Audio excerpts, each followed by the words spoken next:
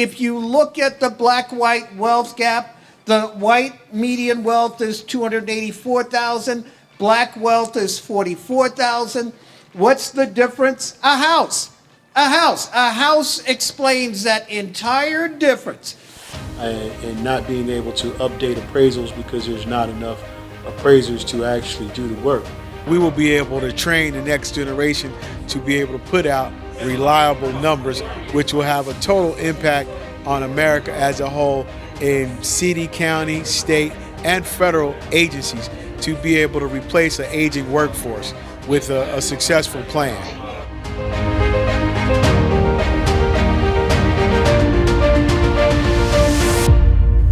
Hi everybody, welcome to the 10K 1890 podcast. I am so excited to be here today to finally get this underway. We plan on bringing a lot of good information to the community, and our whole goal and mission is we'd like to be able to close the wealth gap by empowering communities through evidence-based, data-driven market analysis, updating the current valuation model that's being used. I know you've heard a lot in this news recently about appraisal bias. Everybody's talking about it. Nobody has any solutions. And so today we have been in the space for quite some time, advocating for people of color. I started this mission in May of 2023, and the progress we have made is absolutely phenomenal. I've been appraising for 38 years now. I'm a certified journal appraiser, and I've seen everything in the space and how it impacts people of color and what happens at the end of the day with home ownership. Some of the things that have been really near and dear to my heart is, first of all, I love my people, and I also love my profession. And my profession has been under attack, and my people have been under attack, and there's nobody better than me to be able to marriage the gap and help to move the industry and the culture forward. So today I'm excited to have one of my heroes, William Michael Cunningham. We affectionately refer to him as Bill. Bill is a world-renowned economist. And then on the right there, we got Miss Rashania Allridge. We call her Shani Allridge.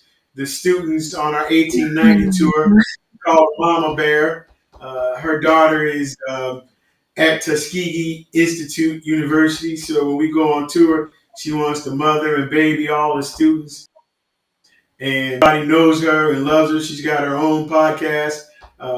She's just my shero. I was in Houston last year, and when they found out I was an appraiser, they wanted to know if I knew Shani Allridge in Atlanta, and they didn't believe that I knew her because she was that famous. And I got her on the phone, and they were just falling all over themselves. And so I'm thankful and I'm grateful to be working with Shani, and she has been with me on this tour and this mission and extremely supportive. So from here, what I want to do is, I don't want to hog up all of the time. I like to also acknowledge our producer, Slick Rick Clear, for making this happen. I'm thankful and I'm grateful that I met Mr. Clear doing the SCLC podcast earlier this year. And he's been an ardent supporter since we met. He's been to DC. He's been amazing to help me be able to navigate this space. We started a while ago and then really there's so many different things going on. So to be able to finally nail things down and get things moving, it's been just an incredible tour, an incredible journey. Right now, we're in a very interesting time. Lots of people are very emotional about the recent election and how it's going to impact them. So the 10K 1890 podcast will be doing a lot of different things, covering the economic impact for people. Again, our whole goal is to close the wealth gap, and we plan on doing that from education, advocacy, economic impact, evidence-based, data-driven solutions, and we want to give informative conversations around the topic as opposed to emotional speculation.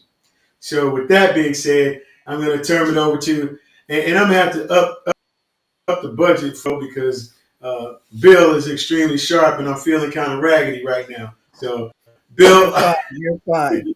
It's all good. Well, thank you very much. Now, as you know, I'm a big supporter of your efforts, as I said at the opening. The difference in the wealth gap in the Black community is a house, and we've been locked out of those marketplaces for years, for decades, really. This effort is quite important from that perspective. Now, I don't know if you wanted me to talk about kind of what my perspective is on where we are now in light of the election, or if you want to talk about what I see coming down the pike. But you know what? I'll talk about both. I'll talk about both. All right. So, in terms of the election, the first thing I would say is number one, let us not accept the outcome of the election at face value automatically. I'm not suggesting that we should be all paranoid or do a January 6th type of event. What I'm suggesting is we should look at the numbers. We should run the numbers and we should check, trust but verify, I think one of the right wing's heroes said. So that's kind of what I want to do. I want to verify the outcome as publicized. Having said that, let me say that in terms of other steps that I've suggested that we do, as you know, Thaddaus, I sent you a little email on a note that we sent to clients, and we identified seven steps that we thought were important to consider at this point. So let me roll through those really quickly. Number one, advocacy and lobbying. We obviously need to up our advocacy game and our lobbying game, even in an environment that where all of the levers of power are controlled by the opposite party or party that has been hostile to our economic interests for the longest term. It's going to require, and they're coming at you, and that's going to require a new approach to both advocacy and lobby. Number two, shifting focus. I know our focus had been on federal contracts, federal funding, federal government. Well, obviously, if that's in the hands of people who don't have our economic interests in mind, then we're going to have to shift away from that. And I'm suggesting that we look at state and local governments as a way. Now, they can't make up the full dollar amount that we were getting from the federal government. I understand that, but it's better than nothing. We do have significant activity, resources, pull with some of those state and local entities. So, that's where I'm shifting. Number three, Bill, can I emphasizing. interrupt you real quick? Yep. Yep. What federal funding have we received? So, Well, well, we, Well, relative to kind of where things were 20 or 30 years ago, we had seen we'd seen some consideration of reducing student loan debt, and that impacted the Black community pretty directly. Even though it was blocked, even though a lot of those efforts were blocked in the courts, I think when all is said and done, when we go back and run those numbers, I think we'll see that Black people overperformed in terms of getting student loan reduction benefits. So that's number one. Number two, the PPP lending and the EIDL lending, definitely discriminatory, definitely did not go to as many Black firms as it should have, but it did serve as a net positive for Black businesses during that time period. Again, nowhere near where it should have been. I get that. I'm with you. But it was, relatively speaking, pretty positive.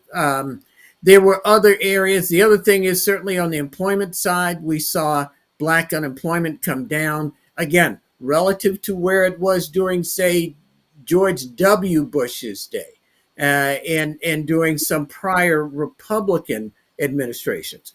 And I do not include the so-called reduction in black unemployment that the most recent Republican administration crowed about. I don't think that was legit. We do know that under the current administration, however, unemployment fell from 14.8 to 4.2%. Remarkable, given where we were. And we also know the damage that was done to the black community when everything shut down. Remember what we were like? I mean, we were definitely worse off 4 years ago than we are today. Everything shut down. So I hear you. It's not as remunerative or as positive as it should be because we're still missing reparations. As you know, our forecast is that black people are owed at least, at minimum, 20 trillion in reparations. We didn't see that. We're not going to see that anytime soon. So relative to the debt that is owed to African Americans, you're absolutely right. We didn't come anywhere close to repaying that debt. But relatively speaking, be that as it may, we did come a little closer. So that's what I mean when I say, we were in better shape. And again, just you wait. Just you wait when this new administration comes in. I mean, that prior administration will look like manna from heaven, according to my, because we know they're damaging. They're damaging these systems. They don't know what they're doing. They're incompetent, and our forecast is that if you try to deport 20 million people in the United States of America, you will have a death rate of about 2 million people. 2 million people. If you try to deport 20 million people, you're going to kill 2 million of those people. That's just the way it's gonna have to go down. So unchristian, undemocratic, So, but having said all of that, let me get back to my list. So we talked about uh, advocacy and lobbying, diversifying revenue streams, emphasizing community financing and crowdfunding. And this is one of the things that I know you're big on: data collection and reporting. It's going to be important for us to establish data collection and reporting tools and pathways for us, focusing on public-private partnerships, and then preparing for these economic policy shifts that I just talked about, and reinforcing our community and peer support networks. It's a little annoying that we always have to come back to these things. I mean, Lord knows we've been through this before, but we always have to come back to reinforcing our networks and our communities.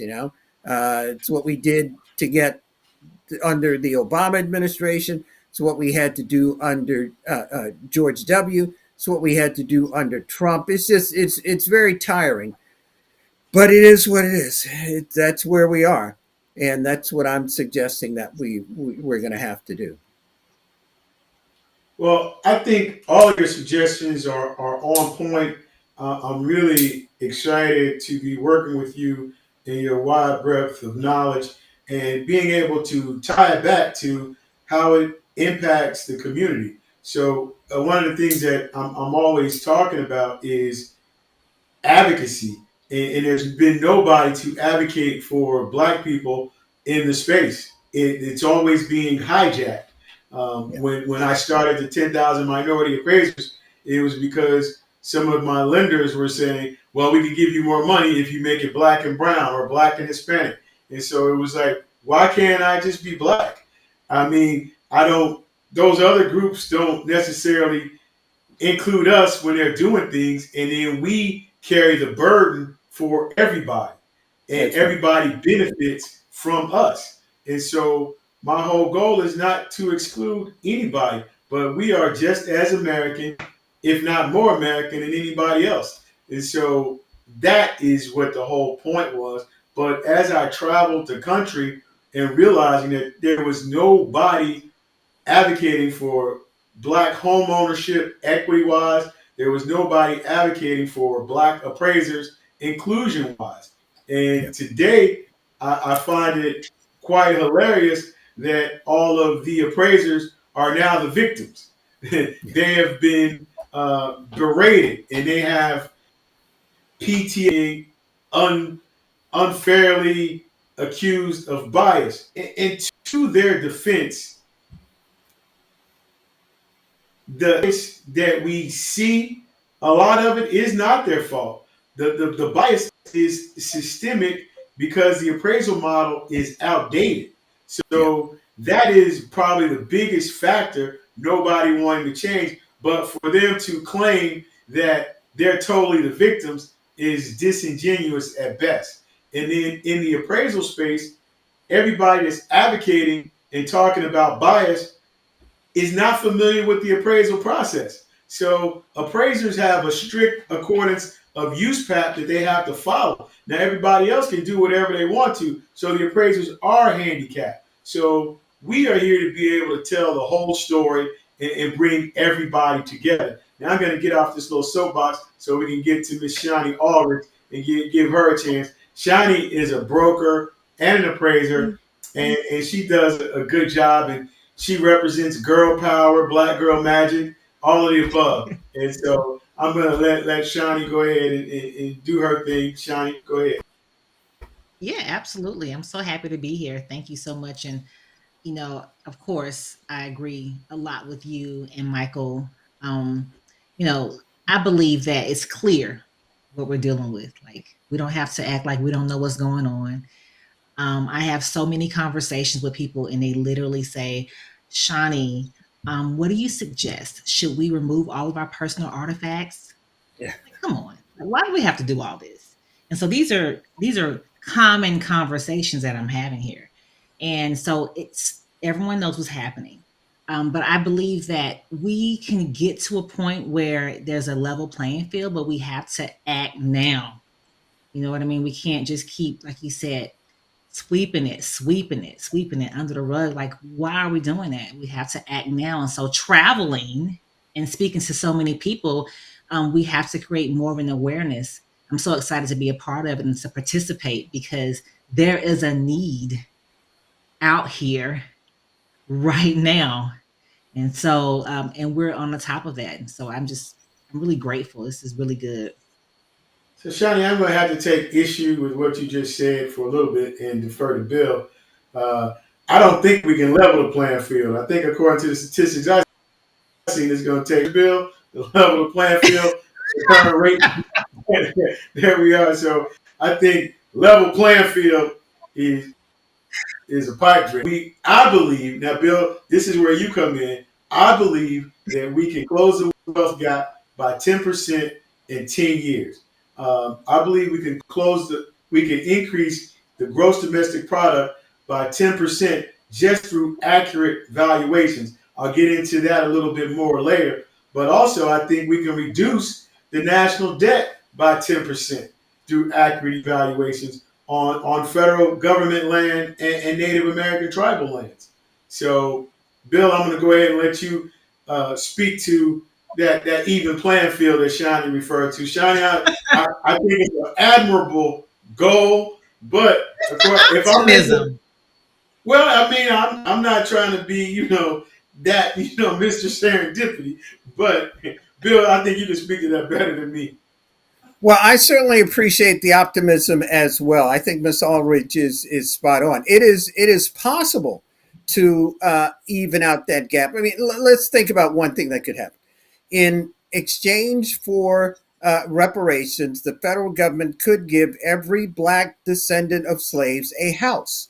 Now we know that's not going to happen anytime soon. We know that's not going to happen, especially with this crew that's about to take over. If anything, they're going to look to take away the houses that black people have to reduce their economic standing. So, but in support of Miss Ulrich's optimism, it certainly is possible. It's possible that you could even. There are a number of ways that you could even the gap there. But in support also of your efforts, Thaddaus, obviously there's a lot of low-hanging fruit. There are a lot of things that can be done right away that would accrue to the benefit not only Black people, but to the overall economy. You mentioned the appraisal misvaluation gap that is clear and that would have an immediate positive impact on the U.S. deficit and the debt. But you have to ask yourself this question: how come they haven't done that so far? Any of these things? How come they haven't redressed the appraisal and valuation issues in the Black community? It's because they don't want to. It's because you got to understand, and this should be clear from this most recent election. There is a positive attitude on the part of white people with respect to discriminating against Black people. They get some kind of kick out of it. It's a good for them. It's psychic income. It's mental income for them. So that's why you have all of these issues surrounding race and economics in the United States of America. One group just feels better stepping on the throat of another group. Is this something they've come to expect as a birthright and expect as part of their income in the United States of America? So until we address some of these core truths and core issues, then we're always going to be fighting an uphill battle. What's really remarkable is the progress that we've made in light of some of the concerted efforts to reduce our economic standing in this country. Coming back to your original question, yes, it's possible to eliminate the wealth gap. No, it's not going to happen anytime soon. Yes, there are some low-hanging fruit opportunities that we have that will accrue to the benefit of the overall economy and to the U.S. population, Black, white, Hispanic, Asian, everybody would benefit to the extent that we had a fairer, more accurate, more conducive appraisal system. Of course, but there are reasons why the system is broken, and there's a lot that we have to do in order to fix it.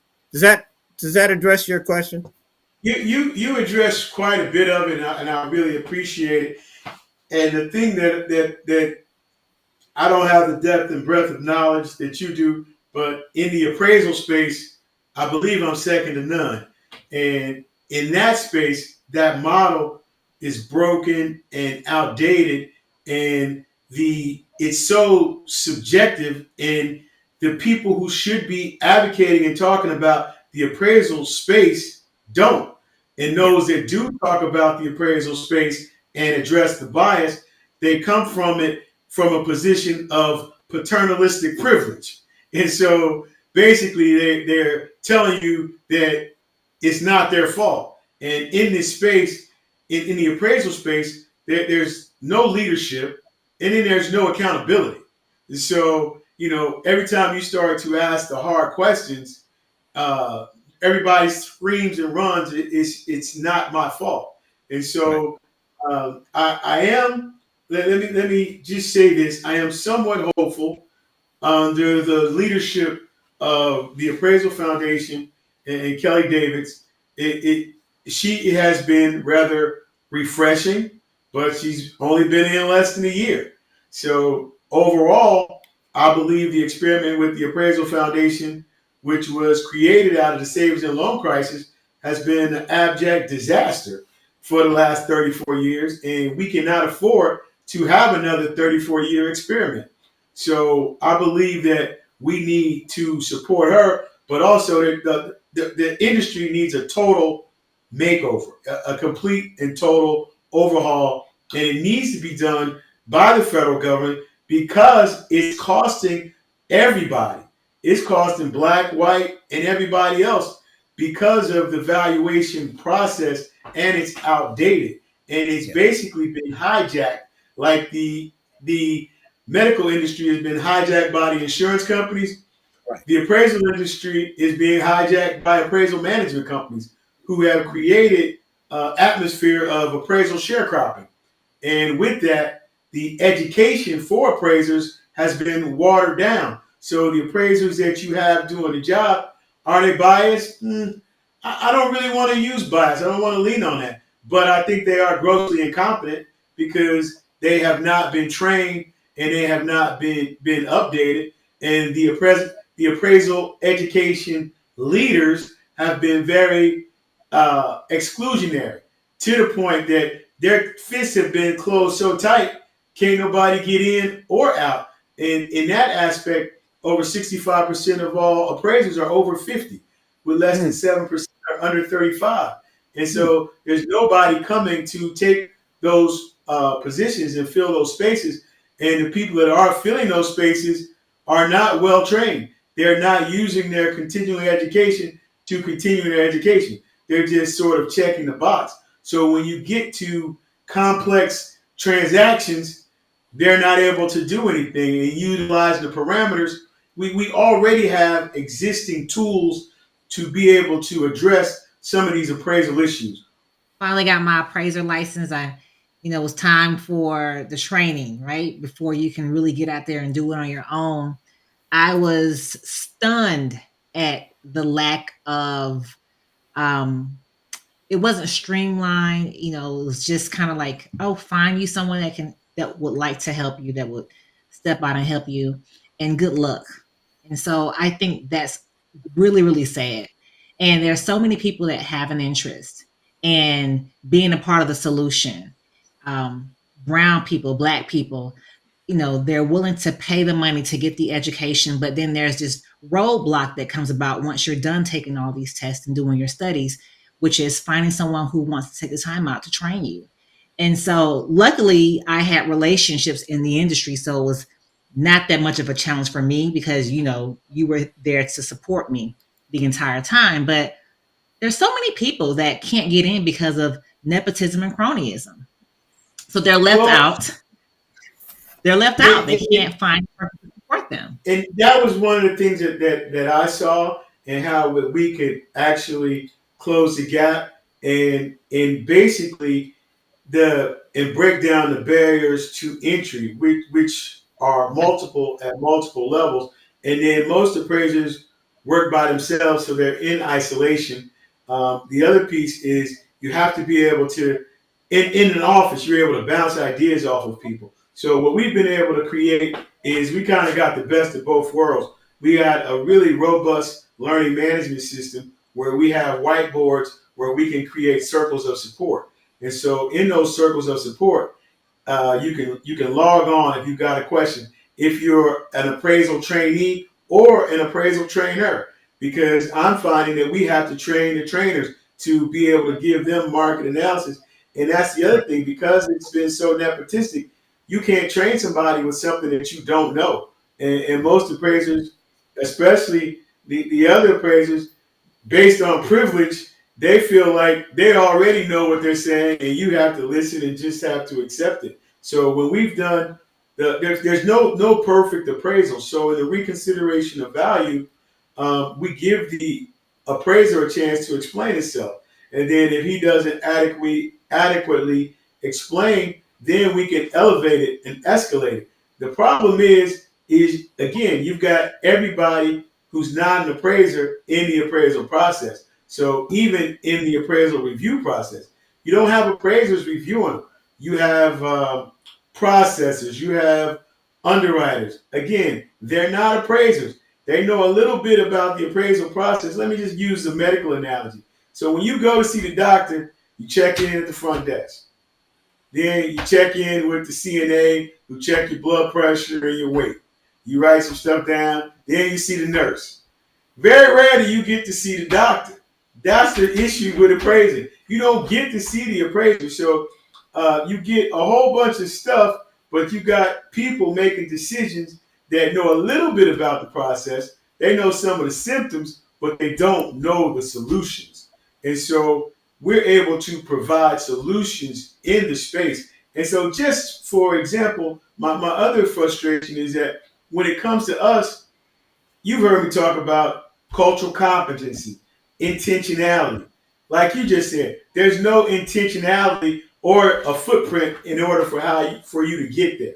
So with that, it's let's just throw some stuff against the wall and see what sticks. And in this recent appraisal diversity initiative, the only group that's benefiting from this initiative is the Appraisal Institute.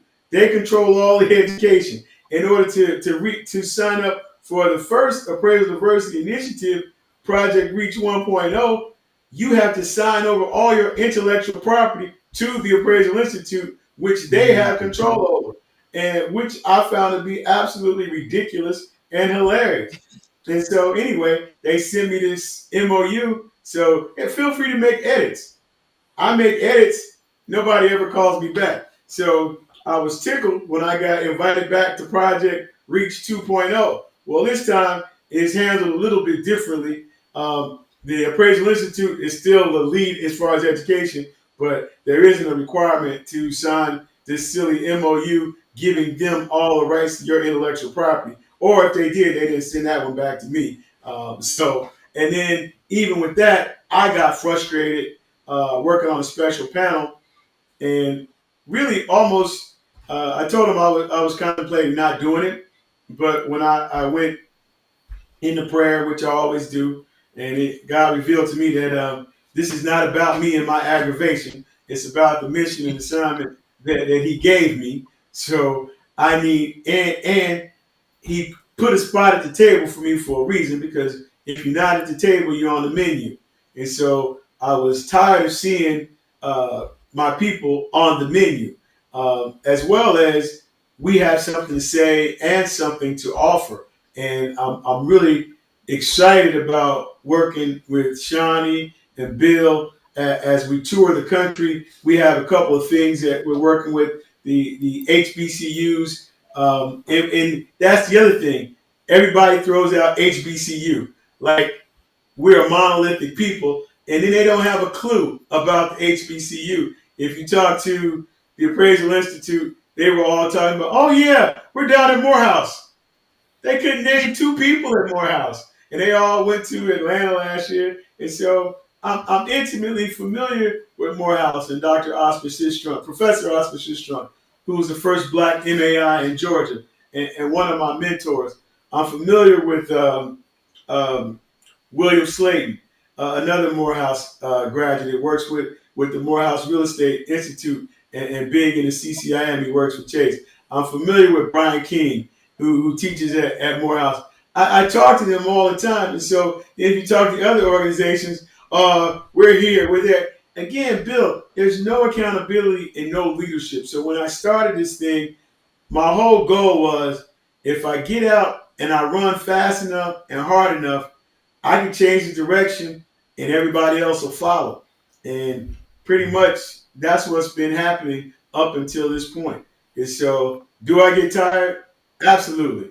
But when I go back into prayer, it's you don't have time to get tired. You got an assignment, you got work to do. And so as long as we got work to do, I'm so excited to be working with the both of you to be able to get this mission accomplished. One of the things that we are utilizing in teaching our students is critical hope theory. And I believe that is going to make the difference between critical hope theory, our circles of support, utilizing evidence-based, data-driven market analysis. We can change the game, and it's not going to happen overnight. But I do know that as we start to train them first with exposure, and then from exposure we move to expansion. So I am totally excited about the reception that we've been getting at the colleges with the students. I've been to Langston 6 times this year. I've been to West Virginia 3 times this year. I keep telling that I got other schools that we got to get to. There's over 104. There's 104 HBCUs. There's 34 tribal colleges, and so we plan on touching each and every one of them, and we'll be able to actually from our learning management system. My whole goal in this is to be able to close the wealth gap through accurate valuations, utilizing data science, evidence-based data-driven market analysis, and training the next generation so that they will be like appraisers. There'll be nothing that they won't be able to solve. In my career, one of the things that I used to complain when I was younger doing appraisals, and I like tell my dad they were they were racist and giving me the worst assignment. He would tell me to shut up and keep my head down and just do the work. If I learned how to do the worst assignments, by the time I got to the subdivisions, it would all be easy. So that's the same thing that I'm teaching them, how to be able to utilize land mix, land valuation, the different impact of land, zoning, research, things that nobody is actually teaching. So they'll be able to solve using critical thinking skills and employ those. So that's my whole goal and my aspiration is to be able to train them to be successful regardless of the assignment. Well, I would like to inspire people to really think about the appraisal industry as a career path. I would like to people for people to know that yes, there was a barrier to entry. We understand what that is, and so we're trying our best to provide a solution for that. So you don't have to worry about, am I going to be able to take it to the next level in this career path? Because we have things in place that can assist with that issue. In closing, I think what I've emphasized is paying attention to this transition. This will be a very different transition if it goes through. Paying attention to the economic indicators and the entities that create those economic indicators. Department of Treasury, Department of Commerce, Department of Labor, Department of Veterans Affairs, HUD, watching all of those positions, the policy positions and the operational positions, to see what's going on with those departments. It's going to be very important. It's going to be very. I'm anticipating it's going to be very depressing when you see kind of what they're going to try to do with those positions. But we got to be informed. We got to stay. We got to stay focused, pay attention, and stay positive. If anything else, we are resilient and built to last. So Yeah. we just need to be able to teach them the game and how to play it. And it's not going to be on YouTube, or it's not going to be what am I trying to say, through social media. It is real live experiences that happen in real time, and if we could utilize some of those tools, they will be able to not only survive but also thrive. I don't want them to be just fighting for survival. Point taken. Well, my latest book is Thriving as a Minority Owned Business in Corporate America. So I share in the hope of optimism. I just know this is, again, you got to gird yourself. This is going to be different. I feel like Morpheus talking to Neo in the first Matrix, Neo, I know they're coming after you and I don't know what they're going to do, so that's kind of my approach at this point. At any rate, thank you very much. Well, what do you suggest, the red pill or the blue pill? I never knew which pill is which. Does the red one get you out, or does the blue one get you out? Whichever one gets you out of the matrix, that's the one you want to take. Well, bye everybody. I look forward to our next gathering. Rick, we can't wait to see what happens when you work. And I appreciate all of you and thank you for your time. Absolutely. Thank you.